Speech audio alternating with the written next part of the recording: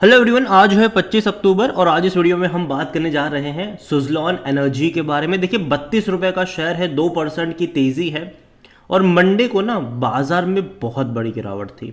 लेकिन उसके बावजूद भी अगर आप देखो तो सुज़लॉन के शेयर में गिरावट नहीं आई थी, मतलब उतनी बड़ी गिरावट नहीं थी यहाँ पर। बातचीत करेंगे कि अभी जब 32 रुपये के आसपास है और पिछले एक महीने में 27% की बड़ी तेज़ी है, जबकि पिछला एक महीना अगर आप देखोगे तो स्मॉल कैप और मिड कैप के लिए उतना अच्छा नहीं रहा है। तो बातचीत करेंगे कि मौके हैं या धोखे हैं और क्या बड़ा गेम यहाँ पर हुआ है, क्यों इतनी बड़ी तेज़ी आई है। देखिए वीडियो को शुरू करूँ उससे पहले अगर आपने अभी तक चैनल को सब्सक्राइब नहीं किया है तो प्लीज़ अभी इसे सब्सक्राइब कर लीजिए, क्योंकि आगे भी बहुत सारे वीडियोज़ हैं जो आपको काफ़ी ज़्यादा हेल्प करेंगे। तो एक महीने में 27% की तेज़ी और एक साल में 285% की तेज़ी, बेहतरीन रफ्तार आई। और एक्चुअली में जो तेज़ी यहाँ पर आई वो पिछले 6 महीने में आई है, 5-6 महीने कह लो कि वो देखने को मिली है। ये 8 रुपये का शेयर था, बड़ी रफ्तार आई और अभी 32 के करीब है। और अभी देखा जाए तो एक साल के सबसे हाईएस्ट प्राइस पर है, सिर्फ एक साल ही नहीं पिछले 5 साल के भी सबसे हाईएस्ट प्राइस पर है। 5 साल में पहली बार इतनी बड़ी तेज़ी आई है। अगर हम मैक्सिमम चार्ट भी देखेंगे तो डेफिनेटली कह सकते हैं कि लंबे अरसे बाद इतनी बड़ी रफ्तार इसने पकड़ी है। ठीक है, 2012 से 2011 से लेकर कह सकते हो कि लंबे अरसे बाद एक बड़ी तेज़ी आई है। इससे पहले भी कई बार अटेम्प्ट्स हुए हैं, लेकिन इतनी बड़ी तेज़ी सुज़लॉन में देखने को नहीं मिली है। सुज़लॉन में देखा जाए तो भैया वॉल्यूम का भी बड़ा गेम है। अभी जस्ट बाजार खुला है, 9:50 हुई है और ऑलरेडी 2.5 करोड़ जितने शेयर्स यहाँ पर ट्रेड हो चुके हैं। तो बहुत बड़ी क्वांटिटी में यहाँ पर शेयर्स की ट्रेडिंग हो रही है। और जहाँ तक बात करी जाए इस कंपनी में तो according to Moneycontrol user 100% लोग कह रहे हैं खरीदारी करो, 100% लोग। और जहाँ तक नज़र करें इनके नंबर्स की तो देखो शानदार नंबर से 2022 में रेवेन्यू वाइज, लेकिन 23 में थोड़े से डिक्लाइन आया ज़रूर। इवन अगर हम क्वार्टरली परफॉर्मेंस देखेंगे तो एवरेज नंबर लगेंगे आपको, लेकिन अच्छी बात है इनके प्रॉफिट्स में। देखिए धीरे धीरे ना अच्छा प्रॉफिट करने लगे हैं ये। और अभी कंपनी का जो गोल है, कंपनी की जो कमेंट्री है मैनेजमेंट की, वो यही कहती है कि वो ग्रोथ की तरफ नहीं, वो प्रॉफिट की तरफ जा रहे हैं, जो कि अच्छी बात है इनके लिए।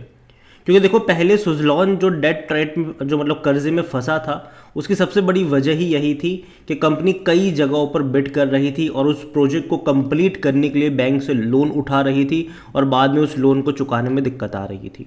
तो यहाँ पर कंपनी ने डेफिनेटली स्मार्ट मूव लिया है मेरे हिसाब से।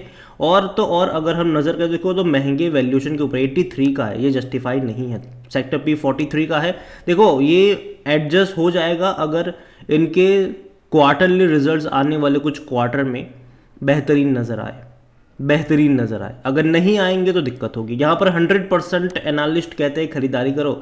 ये वो कंपनी थी जिसके बारे में पहले लोग इग्नोर करने की बात कर रहे थे, इवन मेरी भी इग्नोर करने की ही सलाह थी। अगर आप मेरे चैनल को रेगुलर फॉलो करते हो तो आज से 2 साल पहले के मेरे वीडियो देख लो या फिर 3 साल पहले के वीडियो देख लो, जहाँ पर मैंने कहा है कि इसको लॉन्ग टर्म के लिए नहीं, स्विंग ट्रेड के लिए प्ले करा जा सकता है। लेकिन जैसे ही इस बार इसने 15 रुपये का लेवल ब्रीच करा था और उसके बाद जब लगातार इसको लेकर पॉजिटिव खबरें आ रही थी कि भैया 90% तक का डेट इन्होंने चुका दिया है और अभी 2000 करोड़ रुपए और रेज करे हैं कंपनी ने, उसका भी इस्तेमाल करेंगे डेट को चुकाने के लिए। और जो प्रॉफिट की तरफ जाने वाला इनका रवैया है, पिछले कुछ टाइम में जो बड़े बड़े ऑर्डर्स इनको मिले हैं, प्रोजेक्ट इनको मिले हैं, ये चीज़ें बेहतरीन रही है। और तब से मेरी यहाँ पर पॉजिटिव कमेंट्री रही है जब से ये इसने 15 रुपये का लेवल क्रॉस करा है। लेकिन अभी ऑलरेडी बहुत बड़ी तेज़ी दिखा चुका है, ऑलरेडी बहुत बड़ी तेज़ी दिखा चुका है। तो देखो वैल्यूएशन के हिसाब से ये सस्ता नहीं है, ये महंगा है, ठीक है, वैल्यूएशन के हिसाब से।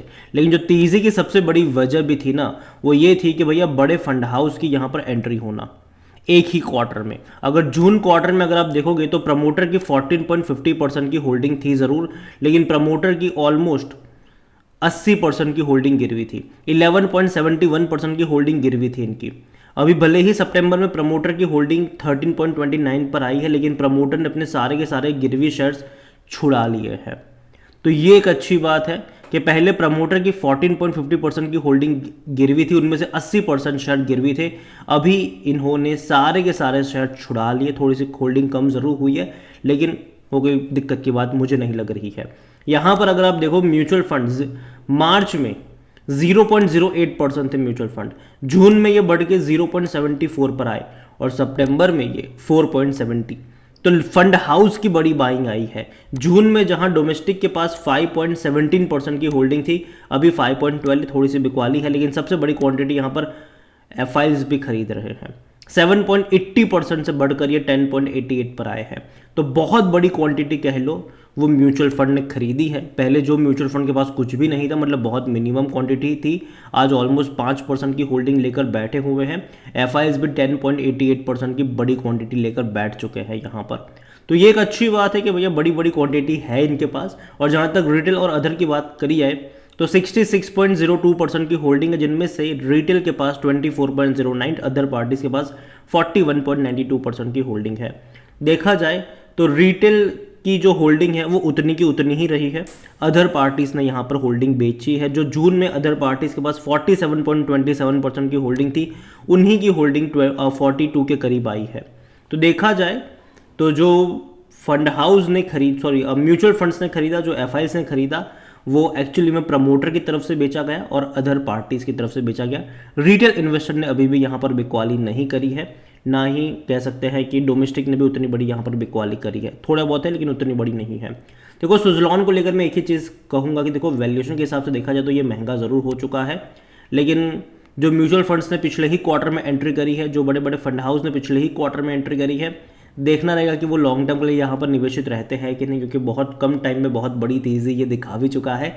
ओवरऑल मैं इतना ही कहूँगा, है तो रखे रहो। लेकिन जहाँ तक बात है फ्रेश बाइंग की, मैं थोड़ा इंतज़ार करना ज़्यादा पसंद करूँगा यहाँ पर। बल्कि मैं कहूँगा कि देखो अगर आपको ख़रीदना ही है तो पार्शली, मतलब धीरे धीरे ऐड करिएगा। बाय ऑन डिप्स की स्ट्रेटजी यहाँ पर अप्लाई करनी चाहिए। हर 20-25% के डिक्लाइन पे धीरे धीरे ऐड करने के जो मौके वो ढूंढने चाहिए, क्योंकि ऑलरेडी बहुत बड़ी तेज़ी दिखा चुका है।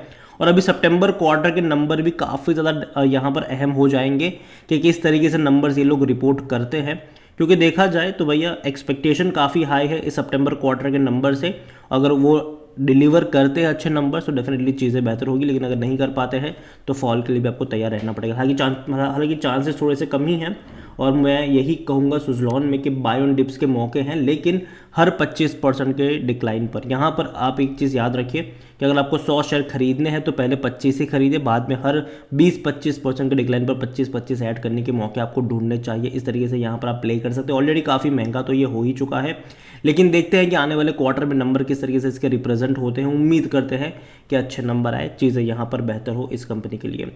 तो वीडियो को यहीं पे एंड करूंगा। पसंद आया हो तो लाइक करो, शेयर करो। चैनल अगर पहली बार है तो प्लीज़ सब्सक्राइब करें। और सुज़लॉन एनर्जी के बारे में आप क्या सोचते हैं वो भी आप मुझे कमेंट में लिख के बता सकते हैं। Thank you.